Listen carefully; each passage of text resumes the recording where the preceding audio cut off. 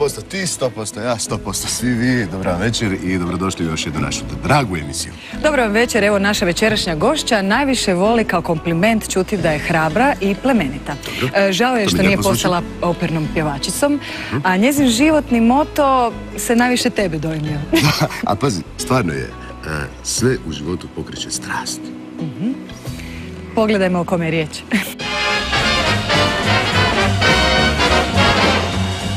Iz svojeg djetinjstva najradije se prisjeća trenutaka kada je u luci dočekivala svojeg oca, pomorskog kapetana. Išla je na balet, koketirala je s izborom za mis, a nadimak Luli, nerado priznaje, dobila je zato što je jako dugo dudala prst. Iako glumi otkada zna za sebe, nakon srednje škole upisuje komparativnu književnost, no pri kraju studija ipak shvaća da je njezina prva ljubav ta koja je za cijeli život. Tako upisuje Akademiju kazališnih umjetnosti u Zagrebu i ostvaruje uspješnu glumačku karijeru. Nakon brojnih kazališnih slijede zapažene uloge u televizijskim serijama i filmovima. Znanstveno-fantastična parodija Oskarovca Dušana Vukotića, Gost iz galaksije, koja je osvojila brojne međunarodne nagrade, za nju kao mladu zvijezdu u usponu, postala je odskočnom daskom za njezinu internacionalnu karijeru. Gina Davis, Jeffrey Jones, Chris Christopherson, Drew Barrymore, Warren Beatty, John Mantegna samo su neka od imena s kojima surađuje.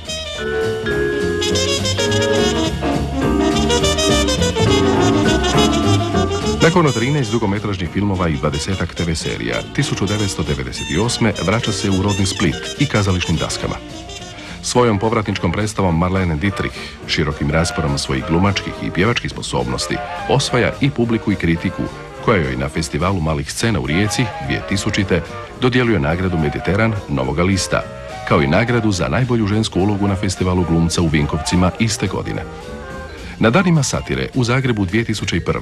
za ulogu Serafine Splićanke u Tetoviranoj ruži dobiva nagradu za najbolju ulogu, kao što i sama predstava biva nagrađena u cjelini. U životu kaže ni za čim ne žali. Voljela je sretno i nesretno. 2 put se udavala. Majka je predivne Ane, a i dan danas idealizira brak i ljubav. U isto vrijeme nadmoćna i krhka, temperamentna, eksplozivna, zagonetna. Ksenija Prohaska. 100% večeras naša Ksenija Prohaska. Dobro večer. Dobro večer, Ksenija. Dobrodošla, Ksenija. Jesi dobro? Malo sam u šoku od ovoga što sam vidjela. Zašto? Šta znam, Kuda to nisam ja? Koja je to žena? Ono kad su rekli malo tajanstvena. Krhka i nadmoćna. Strašno.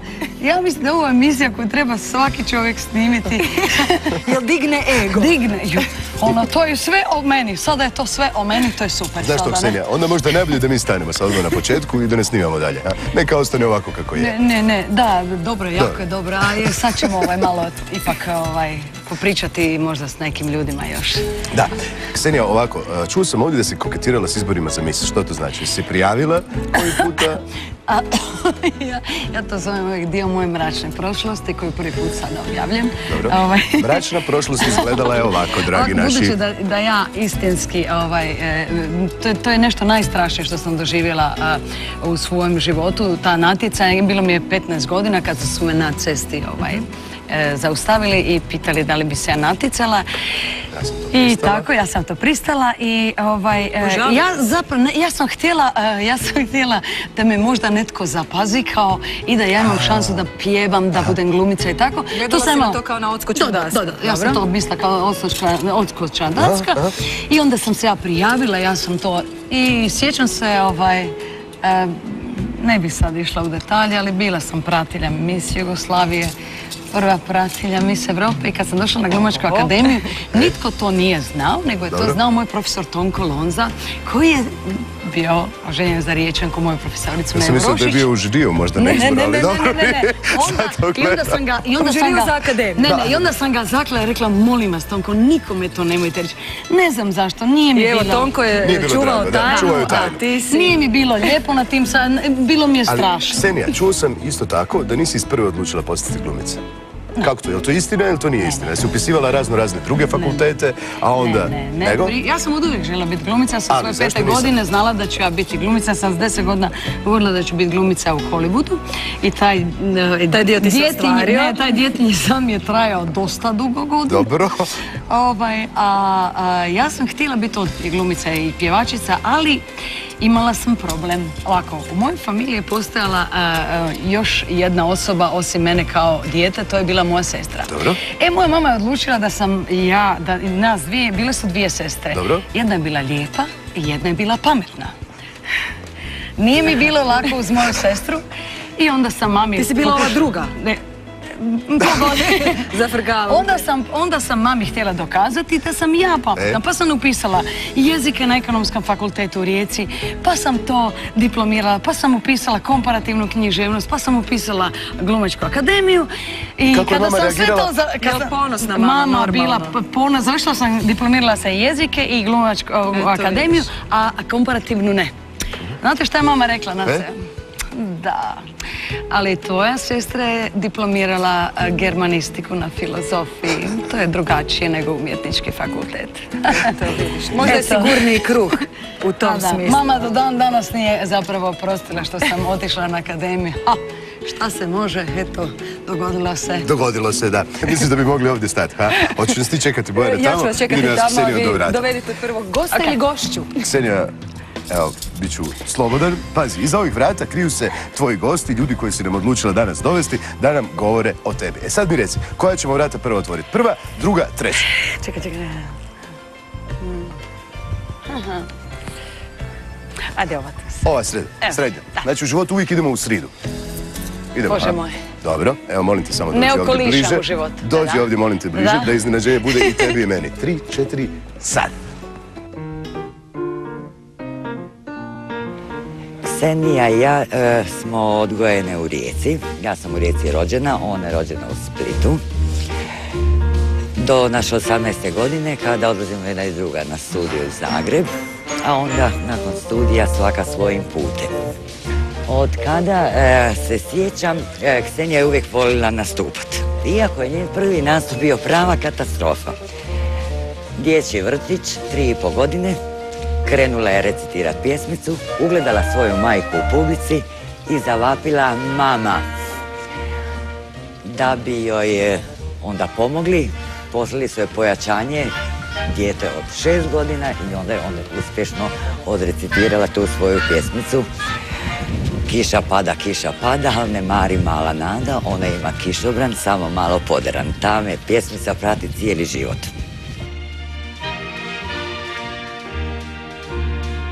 Ksenija kao mala, a bila je sigurno posebno dijete. Živahno, plaho. Evo kad gledam ove slike, sjećam se da smo jedna i druga bile, kako bi u Splitu rekli, zlopitne. I kako je ona svaki dan napravila nešto što je zasluživalo majčinu kaznu, mama da bi jednim udarcem ubila 2 muhe, ona bi lijepo skuhala blitvu, spekla bi 2 jaja na oko, koje nije poslužila samo njoj, nego i meni. I to je isto nisam nikad zaboravila. Što sam uvijek bila kažnjavana zbog nje, ja sam se rodila ozbiljna, a ona je uvijek nešto, kako bi Zagreb rekli, spelavala. Ili recimo, kad me još jedan put osramotila, valjda u strasti da mi priopći lijepu vijest, u 3. razredu osnovne škole ja sjedim u zadnjoj klupi, jer sam bila najviša rastom uvijek u razredu. Ona se bez kucanja pojavi na vratima i žarom vikne: Seko, mama je kupila jagode sa šlagom, jedva čekam kad ćemo ih pojesti. I napusti učionicu, bez doviđenja. Draga moja Seko, budi ti meni onakva kao što sam i dosad bila, samo molim te večeras nemoj na stol. Seko, večeras nemoj na stol, molim te. Dakle, tvoja prva gošća večeras... Molim se, poljube se moj. Sestra Ina.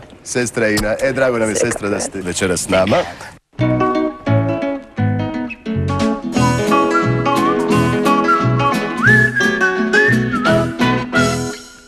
Ksenija, si iznenađena? Jesam. Mislim, s ovim što je Seka ispričala za tebe. A malo sam se Štrecnulo te. Da, štrecnulo me. Uvijek sam mislila, ovo je moja ovako konačna pobjeda nad mojom starijom sestrom, da znam da me moja Seka voli, jer sam cijelo djetinjstvo bila mlađa i užasno njezinom licu koje sam konstantno vidjela zato što sam, tako je to, radila sve ono što je Seki išlo na živce, a to je bilo konstantno predstavljanje i tako sve skupa. Seka, kad smo otkrili da ona ima višak energije koji mora usmjeriti negdje recimo na scenu? Pa, da bih ja mogla reći, jel? Dakle, negdje kad je ona imala 18 godina, kad je pripremala prijemni, mislim, 19, kad je pripremala prijemni za akademiju, jel? Ta strast, onda sam bila da konačno tu spasa nema, da daske čekaju, da. Inače, čuo sam i da onako se voljela, ajmo reći to čudno malo oblačiti, jel? Pa je, imala je te sklonosti od najranijeg djetinjstva. Dobro. To bi se rekao, umaškaravala se rado. Nemaju gledati uopće, samo meni govori. Uopće nemaju gledati. Pazi, je li ovo emisija 100% ja ili osveta moje sestre? Šta je ovo? Pazite, mislim, Nina, reci nešto lijepo. Neci, recimo da se znam, da sam se promijenila. I na ovo za oblačenje moram. Čekaj, ovako, nama je tata plovio, onda bi tamo iz Indonezije, iz ne znam od kuda, donosi nekakve šalove, ili bi mu to poklonili, ko zna. Kad bi došlo vrijeme maškara, to je bilo njeno vrijeme. Onda bi se lijepo jedan šal na glavu, pa oko vrata, pa to bi se ona sva umotala i lijepo bi krenula od kuće do kuće. Neko bi joj dao dinarčić, 2, jabukicu, narančicu. I sad kad bi ona to sve obišla susjede, vratila bi se kući, promijenila šalove i onda na opet ona ista vrata gdje je dobila mudra. Ali drugačije odjevena. To je to, mislim, tako što se tiče tih nastupa. Onda nas popet se na stol, pjeva, to je meni bilo onda sramota. Jel voliš to, Ksenija? Mislim, napraviti onako, kad ti to dođe? Iš čista mira nije više ili mora biti Stvar se nije uopće popravila. Ne, nije. Ja moram priznati jednu stvar, da sam ja osoba koja je jako nesigurna. Ja nikad u životu vjerojatno neću biti sigurna stati na scenu i glumiti ili pjevati ili šta znam. Ja imam tu neku strašnu potrebu. Evo, nedavno smo bili na gostovanju u Sarajevu i sad, Bože moj, naradila sam se, puno sam toga napravila i ne trebam se baš nešto i dokazivati mojim kolegama da ja nešto mogu ili ovo. Ali ja sam u jednom momentu morala zapjevati. Volim onako ciganski. Ma ne, možda normalno, a šta ćemo raditi? Ako ne radim stvari iz srca, ja ih ne radim, ne? Normalno da smo iz srca napravili. Stala sam i počela. Oduvijek mi je to bilo. Imam tu strašnu neku potrebu da ne toliko za glumom, nego da pjevam, a onda kad mi nešto zaškripi, nemam baš neki veliki repertoar, onda se pomogne malo. Ksenija, znaš što, znam da i voliš pisati pjesme, da pišeš pjesme, a evo, ovdje nas čeka i tvoj prvi glazbeni gost večeras. Hoćeš nam ga najaviti? Moj prvi glazbeni gost je večeras pjevač, pjesnik, kantautor. Čovjek koji je zapravo odgovoran zašto sam se ja vratila. I ova pjesma koju ćemo čuti, to je ono zbog čega sam se ja vratila iz Amerike. Svaki put kad bi ja gore čula ovu pjesmu, rekla bi ovako, ma idem doma, pusti me, idem doma. Prekrasne stihove. Tin Ujeviću je napisao, Arsen Dediću je oglazbio i Arsen je večeras naš gost. Hvala.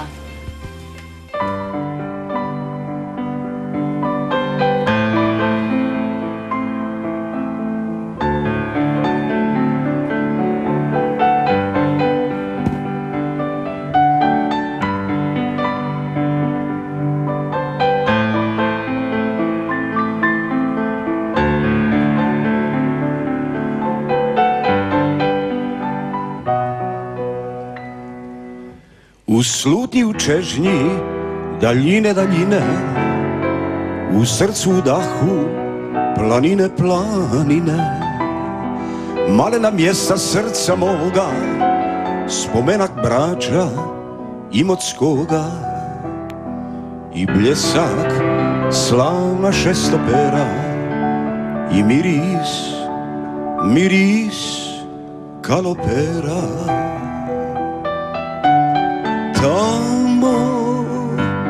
Tamo da putujem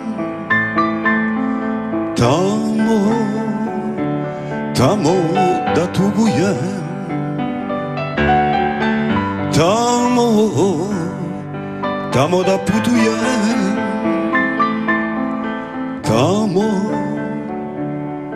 tamo da tugujem. Da čujem one stare basne, da mlijeko plave bajke sasne, da više ne znam sebe sama, ni dima, bola u maglama.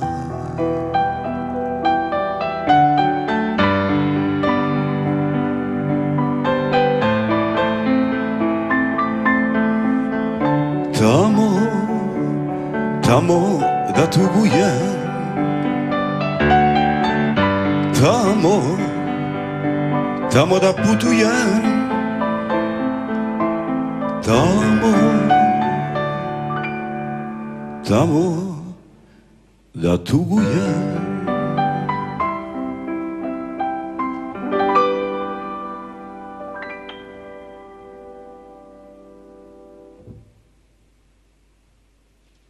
Koja vrata biramo? Lijeva, desna? Ili desna, lijeva? Ovisi kako gledaš. Ova, dobro. A iza njih sakrio nam se...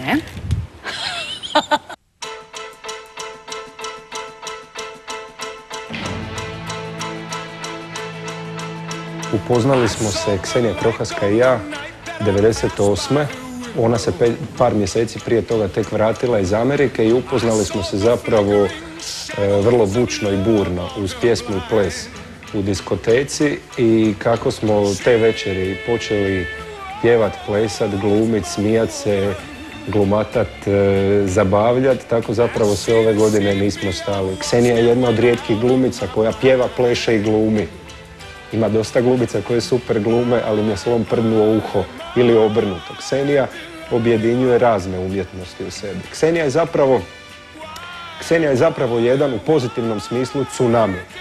Ona je jedan veliki plimni val koji vam se razlije u život, u dan, u sve. I sa Ksenijom je divno raditi jer je 24 sata posvećena predstavi na kojoj radi. Ksenija Prohaska je osim toga, ja mislim, jedina prava hrvatska diva u pravom smislu te riječi. Ona je, ako je u ženama skupljena sva ljepota svijeta, onda je ta ljepota još destiliranija u glumicama, a postoje neke posebne glumice koje u sebi kriju najfinije zapravo i ženske osobine i talente i nježnosti.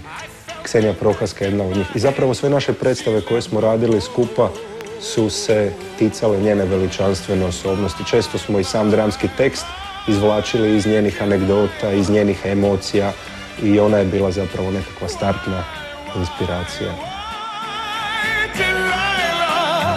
Draga moja Ksenija Prohaska, prijateljice i inspiracija moja sa Sučidra, pošto si ti jedna istaknuta dramska umjetnica, ja ti kao tvoj redatelj i prijatelj obećavam da ćemo nakon naše 2 predstave dogodine raditi 3. i tako zaokružiti trilogiju, jer svi koji drže do sebe moraju imati trilogiju. Tako da nas dogodine očekuje još jedna suradnja, nek ostane iznenađenje koja. Evo, šaljem ti pusu. Ajme, kakvi komplimenti. Ivan Leo Lemo, dobrodošao. Ne, ovako se ljuga. Opet nam je suza kanula, jao, što nam radiš, što nam radiš.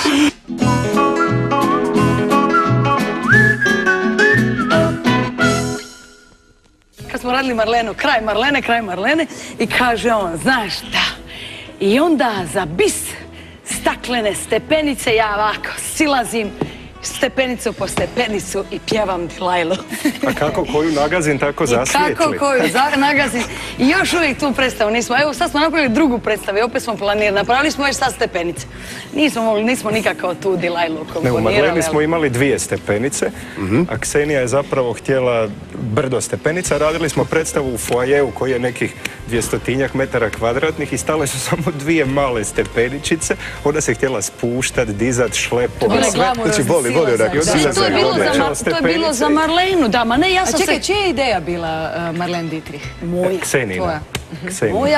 Moja, ali ja sam već toliko puta radila Marlene Dietrich da stvarno kad su mi rekli, došla je zapravo Vitomira Lonča, Bucka je došla iz Londona i kaže, donijela sam ti jedan sjajan tekst, naš Marlene Dietrich, trebaš raditi Marlene Dietrich jer ti kao voliš pjevati. Ja kažem, ma daj Bucka, već sam to radila i u filmu, snimila sam film Plavi anđeo, u Los Angelesu snimila sam Bugsyja, snimila sam tako puno stvari i onda mi je Willard Mans, jedan poznati hollywoodski pisac, napisao komad za mene, baš Marlene Dietrich. Onda sam ga ja pročitala i rekla sam, znate što, meni je te Marlene Dietrich više stvarno dosta, ja to više nikad u životu neću raditi. I otišla u Hrvatsku i dođe Bucka i moraš raditi Marlene Dietrich. Ali znaš što, imamo ti mi insert iz predstave, pa možemo pustiti malo inserta, dakle, iz predstave. Ali Lemo je kriv.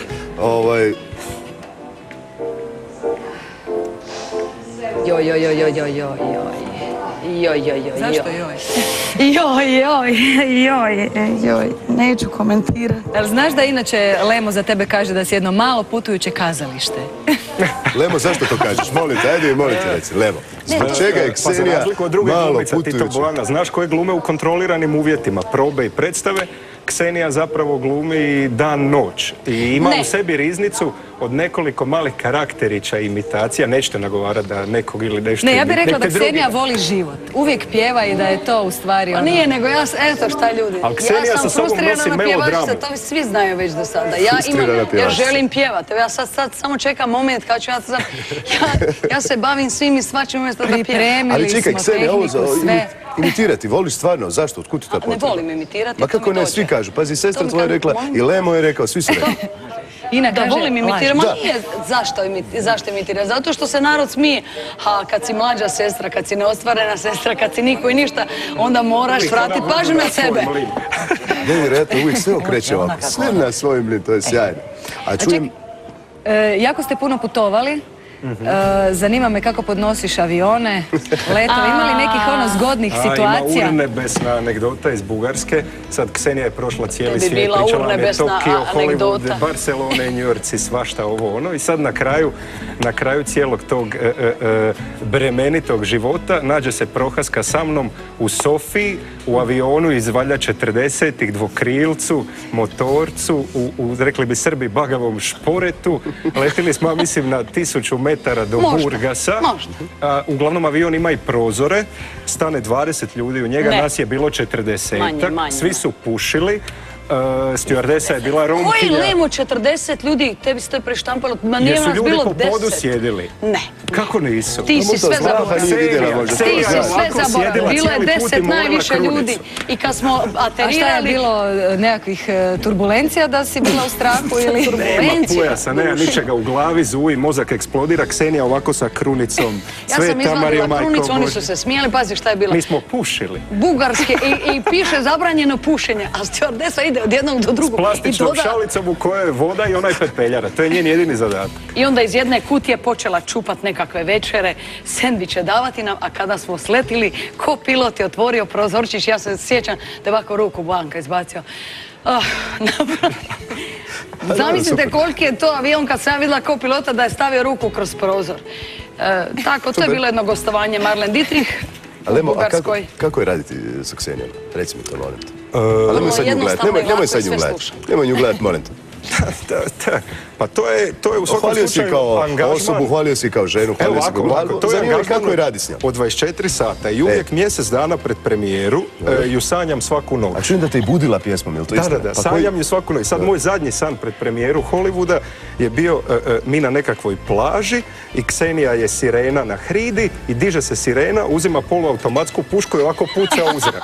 I sad i čujem iz kuhinje u 7 ujutro Somewhere over the rainbow, ovako s tim mitraljezima i ono paranoja totalna ništa. Pjeva od 7 do 9 pjeva. Svako jutro od 7 do 9 pjeva? Da. Dobro. Znači dobro je raditi s njom. Da. Dobro. Arsenu, hvala lijepa što je bio naš večeras gost i još jedan put ćemo ga dakle večeras čuti samo za Kseniju i njezine goste. Hvala Arsene.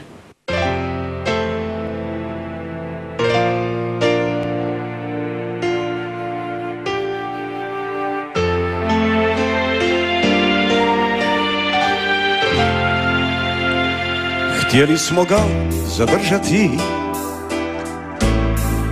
živote smo mu nudili, u vremenu smo se ipak izgubili.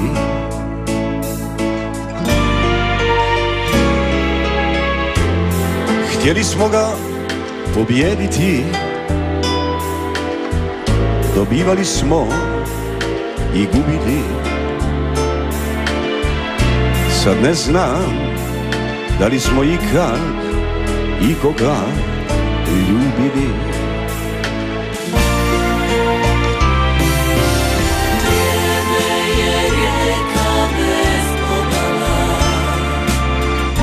Nemirna, hladna, čista, vrijeme je rijeka, bez obala, bez kraja, bez pristaništa. Vrijeme je rijeka, bez obala, na putu do gubilišta. Preda mnom opet voda, a iza mene ništa. I koliko će ostati od tebe, od mene, da li smo stvarni bili ili sjene.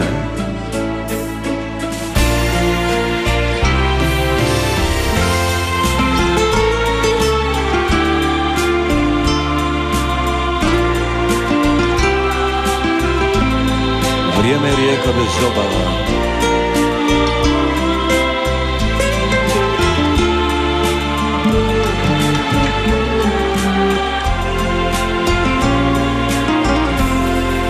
htjeli smo ga pobijediti,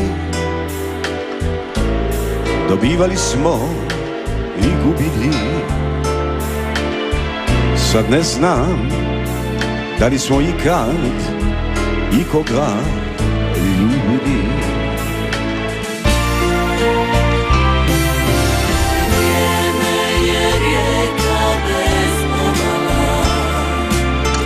Nemirna, hladna, čista, vrijeme je rijeka bez obala, bez kraja, bez pristaništa. Vrijeme je rijeka bez obala, na putu do gubilišta. Preda mnom opet voda, a iza mene ništa.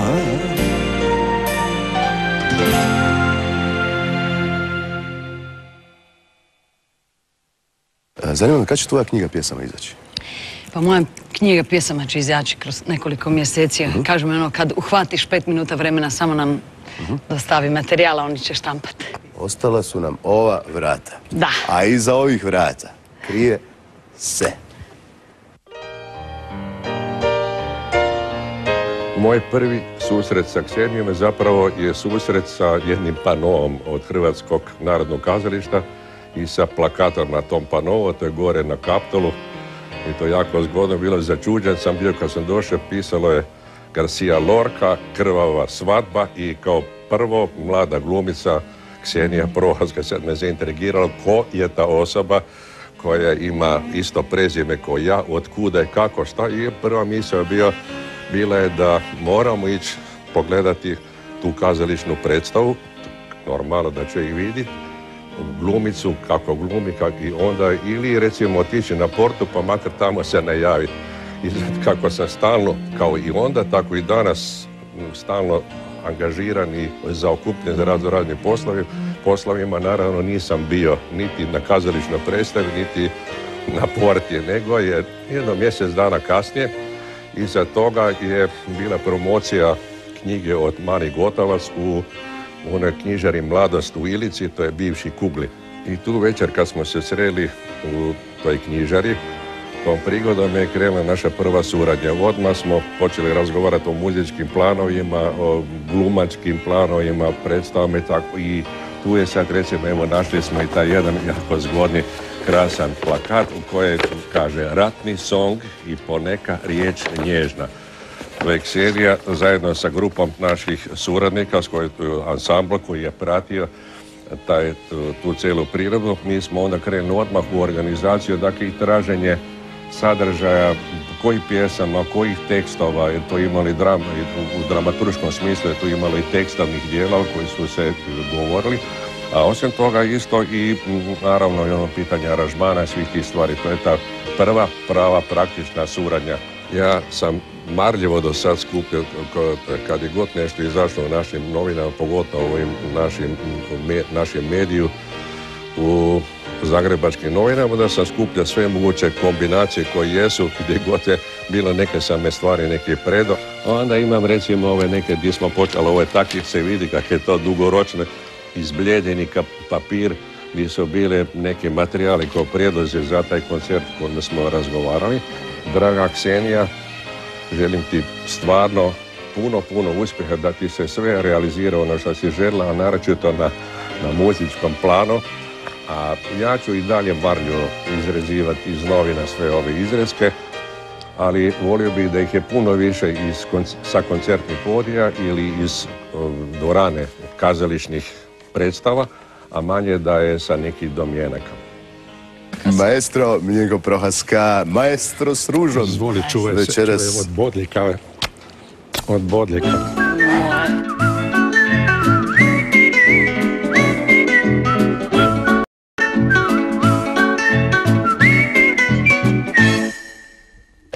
Obitelj Prohaska ima ovako manire i uopće to je...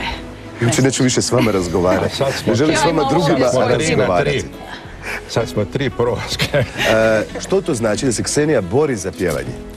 Kad kaže? Ne, to se možda krivo malo shvati, ne bori, nego ono što je kod mene što je simpatiziram s njezine strane i što meni impresionira, to je ta strašna volja, to je ta borba. Ta je borba za tim da se od ono kao glumica koja pjeva, da se pretvori u glumicu, stvarno pjevačicu, da može sve, da radi kod toga i tu je strašno, tu svoju volju je realizirali, jer do sada ovo sve što pratim, a pratim to dosta dugo, ona sam vidio da je i izvrsne rezultate, sad ne zato što je tu da govorim, nego je stvarno, mogu reći otvoreno da je izvrsno, jer nedavno sam slušao neke snimke koje, i to je takav napredak, jer recimo je išla učiti pjevanje u Americi, volja je velika bila, pa sve do ovih nekoliko suradnje, mi smo zabravili uopće spomenuti onu jednu suradnju u Lisinskom, dvorani Lisinskog, gdje je na Bini, gdje sam ja pisao aranžman, radilo se o glazbi iz filma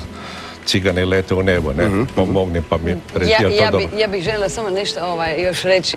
Kako su mene u životu najvažniji moja obitelj, moji prijatelji, uopće ljudi i ovaj biznis, show biznis koji se kao događa, kao što ti kažeš, volja. Nije to volja što ja imam za pjevanje i za glumu, to je potreba, to je ludilo, to je strast. Ja ne mogu bez toga, ja bi umrla bez toga. Niko ne vježba dnevno 20 godina po 3 do 5 sati zato što Bogu hvala, od kad sam se vratila u Hrvatsku, ne skidaju me sa tog ono HNK hvala Split, ali stvarno samo što mi nisu kuglu stavili, pa toliko sam se naradila, pa nemam vremena da radim u muzičkom svijetu onoliko kako ja to želim. Na svu sreću da imam Lemu, pa onda on to meni pomogne. Ali kada sam moj prvi susret sa Miljenkom je bio zapravo kroz jednu osobu koju se želim zahvaliti. Jednom su objavili kad sam se vratila jedan intervju i nisu je spomenuli, a to je bila jedna divna gospođa koja je bila mini profesorica na akademiji, bila je fonetiku, mi je predavala i zove se Dubravka Obad. Nas dvije smo kod prave prijateljice, preko ljeta sam bila na ljetnim igrama, u njenoj kuhinji sam pjevala, izgledaju svoju dušu i Dubravka je rekla napravit ćemo predstavu, napravit ćemo koncert, nešto ćemo napraviti. On sam Miljenka srela, palo mi je na pamet, tako da je Dubravka Obad, Ladisa Fidri, Julije Njikoš i Miljenko Prohaska. Zamislite kad nemate pojma pjeva, mislim stvarno nisam do 85. godine. I kad sam našla tu ekipu, jednom se sjećam sa Lacijem, sam bila u jedno popodne, ja kažem možeš ti pjevat džez? Nemam veze, mislim, što ja znam, probat ću. I onda je Laci sjeo za klavir, ja sam nešto tako improvizirala. On je rekao, dobro je mala. Bio je zadovoljan, napravili smo tu predstavu, Dubravka je Obad režirala I kasnije kad sam to u novinama spominjala, nisu je zapisali, to me strašno boli i željela bi to danas ispraviti. Ono što sam htio malo prije dodati, da ne misliš ovo krivo, ali je činjenica da ono što meni strahovito se sviđa, ja sam jako osjetljiv na pitanje dikcije i na pitanje, budući da Ksenija govori perfektno nekoliko jezika, svagdje u svim jezicima ima ono specifično, kad pjeva njemački, onda je to njemački pravi, kad je francuski ili engleski, tako da to su meni vrednote ili koje ja strašno volim i jako cijenim. Ja bih htjela samo nešto reći, da sam zapravo ja Miljenka i Pavicu i Miljenku i cijelu obitelj nekako da sam se u 20 godina koliko se poznajemo, nekako sam se priključila obitelji Prohaska. Oni su bili jedina obitelj s kojom sam ja ostala u kontaktu u 14 godina, osim moje obitelji, naravno. Jedini ljudi kojima sam redovno zvala, sam imala potrebu da dođem i uvijek sam raportirala Miljenku. Nekako mi je on bio moj muzički, vjerovatno muzički mentor i uzor, a da ne govorim o njegovoj obitelji koja mi je toliko, baš mi je nekako drugačija. Pa i mene isto kad me pitaju, je li ti Miljenko tata, je li ste u rodu, isto mi je teško kazati. Ja njegovu obitelj istinski doživljavam kao moju rodbinu, a samo smo prezimenjaci. Po mleku pravo. Po mlijeku pravo. Rođaci po mleku pravo. Jel vam je čerka, sestra koja je po mlijeku pravo? Samo da nešto kaže. Samo da nešto bude neki odgovor. Bar da bude nekakva varijanta. Super. Još jednu želju ćemo ti ispuniti, ali prije toga moramo zahvaliti tvojim gostima. Da, prije toga hvala vam što ste došli u naš studio. Evo, Duško ih je sam pripremao. Je, cijelu noć sam radio, prošlu noć cijelu. Evo ga, možete čekati. No još ćemo zajedno... Evo još zajedno ćemo jednu želju ti ispuniti, znamo da jako voliš Traviatu. Da, to mi je najdraža. Ovdje su Hrid Matić, Barbara Altman i otpjevač ovoga trenutka samo za tebe nešto.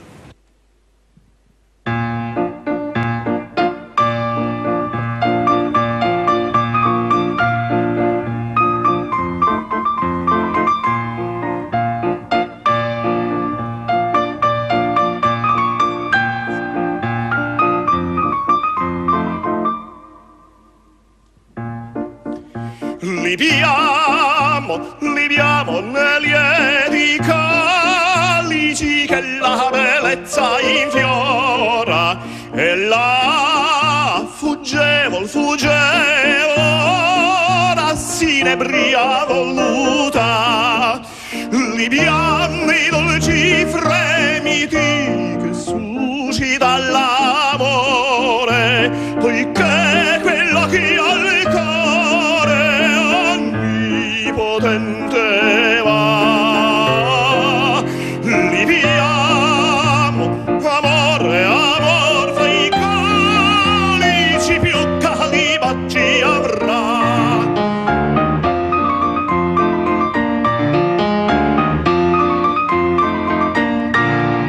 tra voi saprò di vedere il tempo mio giocondo tutto follia nel mondo ciò che non mi piace godiamo vedo il goglio dell'amore e il fiore che nasce muore ne più si può godere godiamo ce ne vedo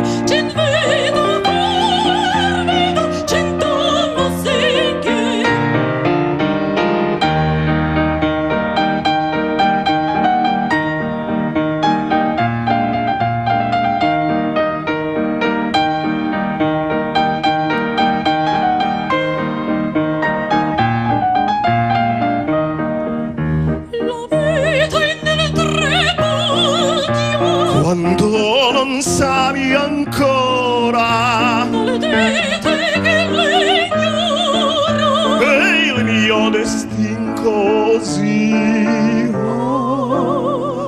godiamo la tazza i canti con la notte bella il viso in questo paradiso che scopre il nuovo di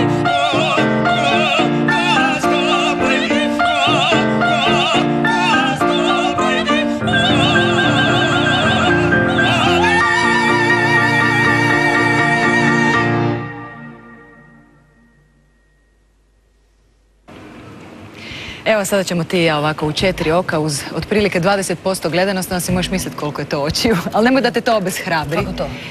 Kako to? Pa vole nas ljudi pa nas gledaju. Dobro. Zanima me, što je najluđe što si napravila u životu? Pa najluđa i najbolja odluka, ja mislim, u životu koju sam napravila je bila odluka da se vratim u Hrvatsku. U to vrijeme kada sam bila u Hollywoodu, svi moji prijatelji, ali skoro svi moji prijatelji postali su producenti. Bila sam već 10 godina, 11 godina u Hollywoodu i kažu da treba 10 godina da se istinski uspije u Hollywoodu. Moja prijateljica je imala veliku agenciju glumačku, prijatelj producirao film sa Denzel Washington, ne znam s kim sve. I svi su mi nudili ostani, a jednog dana sam shvatila da sam jedan običan mali umjetnik koji govori i koji se nije slučajno rodio u Hrvatskoj i da ću na hrvatskom jeziku govorim ne znam koliko dijalekata i da mi čitava taj glic i glamur ništa ne znači i vjerujem koliko neko umjetničko ispunjenje. Baš se sjećam da kada sam igrala u Hrvatskoj ja nisam imala nikakav specijalni kao mlada glumica nisam imala baš nekakvu karijeru koja bi se pamtila. Sjećam se samo jedne osobe, a ti znaš šta ću sad reći. Želim zahvaliti samo jedna osoba. Ja bila jedna jedina glumica koja me prepoznala kao mladu glumicu u Krvavoj svadbi. Došla mi je i rekla: Dušo, ti si toliko sjajna i ja ću ti pomoći, poslaću tvoje slike agentima u Njemačkoj. I bila je puna ljubavi i to je bila tvoja mama. To je bila Božidarka Frajt koja mi je rekla kasnije, ona je zapravo ta koja je kriva što sam otišla u Ameriku. Došla je i rekla je ljudima koji su radili u koprodukciji: slušaj, Ksenija tako sjajno govori engleski, diplomirala engleski, pa kako je to ne zovete u te filmove. I moja prva koprodukcija, eto, bila je, šta znam, bila je razlog što sam se ja zaljubila, otišla sam u Ameriku i radila sam gore. A gore sam imala veliki uspjeh i u kazalištu i na filmu. Radila sam na televiziji sa Roy Scheiderom u Sequestu. Radila sam na filmu s velikim glumcem i radila sam sjajno kazalište. I jedne noći sam se vraćala kući. Mislila sam u sebi, kažem, Bože moj, kad ja u ovoj zemlji ovako dobro radim, ljudi me primaju, kako bi tek bilo doba. A malo sam se i htjela vratiti doma da pokažem ljudima šta sam naučila. Kažeš da te karijera ispunjava, ali da ti je naravno obitelj najvažnija. Kćer ti je u Americi, u New Yorku, studira i bavi se manekenstvom. Koliko ti je teško da je ipak preko kontinenta, nije vjerojatno moguće da se često viđate? Ja sam bila manje više samohrana majka, imala sam 2 kratka braka. Nisam ja karijeri ništa posvetila. Ja ne znam uopće šta ja radim. Ja nešto radim, ja tu pišem pjesme, glumim, pjevam. Ja veze nemam šta ja radim. Niti mene to zanima. Karijera nije nešto što to je moj poziv, to je moja strast, to je moja ljubav. I ja govorim jednako s tobom sada kao što sam na sceni. Ja ne volim, dozvoljavam taj luksus sebi da kažem istinu. I to je ono što mene interesira. A ako je kažem kroz glumu, kroz pjesmu, onda je to, eto tako, ali moja kćer Ana je... Obitelj, što se obitelji tiče, eto tako, moja obitelj je prekrasna, svi su me primili, moja sestra me jako podržava i cijela obitelj. Jel ti fali? Jesi čujete često telefonom? Da. Pazite, ako prođu 2 dana, pa ja nju ne čujem, onda ona kaže meni, mama, jer ja njoj ostavljam poruke, Ana, javi se, nisam te čula. Gdje si? Kaže, mama, dobro sam, nismo se čule 2 dana. Čujem je stalno i idem, ona dolazi ovdje i jako smo povezane i Ana je najljepši poklon što mi je Bog dao. Daleko najljepši poklon što mi je Bog dao u životu. Možda ako nas gleda ćemo ju pozdraviti. Ane, poslaću snimku ovoga, moja. Nego, ne mogu te ne pitati ova torbica, što imaš u njoj? Je li nešto zanimljivo unutra, je li to neki poklon? O čemu se radi? Ne, to je digitalna torbica, kaže Le. Da, to je digitalna torbica. Kupljena je srebrna, kupljena je u Sarajevu na Baščarši. A u njoj imaš? Mala je na Baščarši, lijepa, srebrna torbica. A u njoj nosim 2 papirića, pa sam se odlučila za jednoga. To možda poezija? Da, unutra držim. Ja sam žena koja obično nosi sa sobom svoju poeziju. Tako, to su... Onda ću te ja zamoliti da nam pročitaš, može? To... U pripremi ti je, dakle, knjiga, jel? Ta moja knjiga je stvarno u pripremi, evo, ja se mogu se sad pohvalit ću se. Ja pišem pjesme od 7. godine života i svi mi nude da objavim poeziju. Nemam vremena, ali naći ću vremena i to je moja najveća ljubav, zato sam Arsena pozvala. Nestrpljiva sam. Ajde, dobro. Evo, ovo je original papir, nisam uzela onaj. Nema veze, pa to su najzanimljiviji. Možeš mi pridržati moju digitalnu torbicu. Rado. Hvala. Pazimo, oprezno s njom.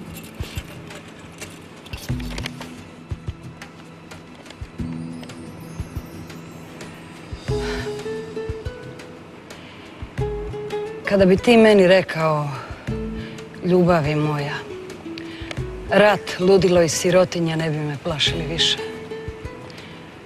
Otvorilo bi se davno zaboravljeno ljetnje nebo u meni i noć bi bila modri kaput mojeg oca kapetana i nedjelja bi bila sveti dan.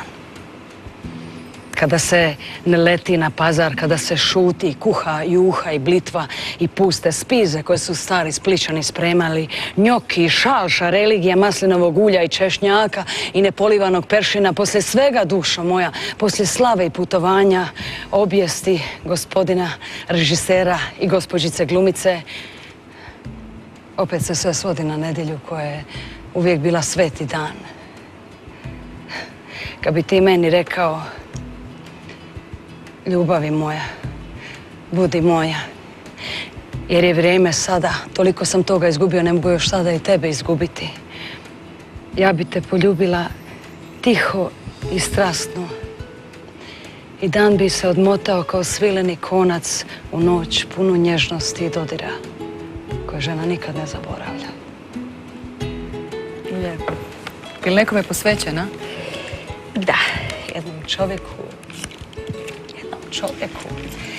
Tebi dragom. Moj, imam nekoga. Imam nekoga. Zato sam i došla iz Amerike da nađem pravog čovjeka, ali tako? Pa jel baš sam te i to isto vidiš htjela pitati. Jel ima neka razlika između muškaraca u... Tu i tamo. Kod nas i... Tamo. Tamo. Ima. Htjela sam naći... Naši su srdačni, otvoreni. Ne bi tako, ne možemo generalizirati. Razlika između njih i između naših je ova. Tamo ga nisam mogla naći, a ovdje sam ga našla jer sam morala naći najromantičnijeg na svijetu. Srodnu dušu. I našla sam ga. Tamo da putujem, tamo da tugujem. Ako se zbog te pjesme Ksenija vratila, onda neka si se vratila.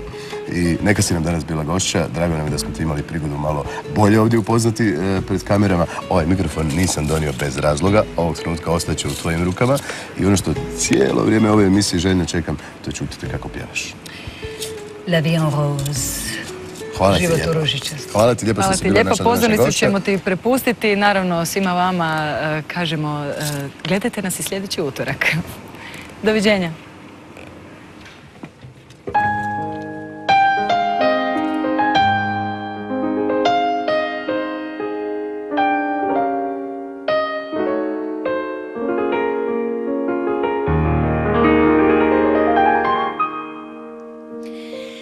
Des yeux qui font baisser les miens, un rire qui super sur sa bouche, voilà le portrait sans retouche de l'homme auquel j'appartiens.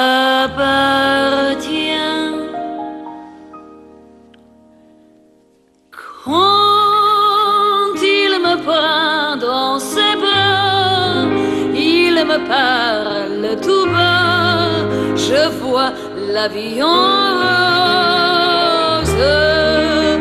Il me dit de mon amour, des mots de tous les jours, et ça en fait quelque chose. Il est entré de mon cœur une part de bonheur dont je connais la cause. C'est lui pour moi, moi pour lui dans la vie. Il me l'a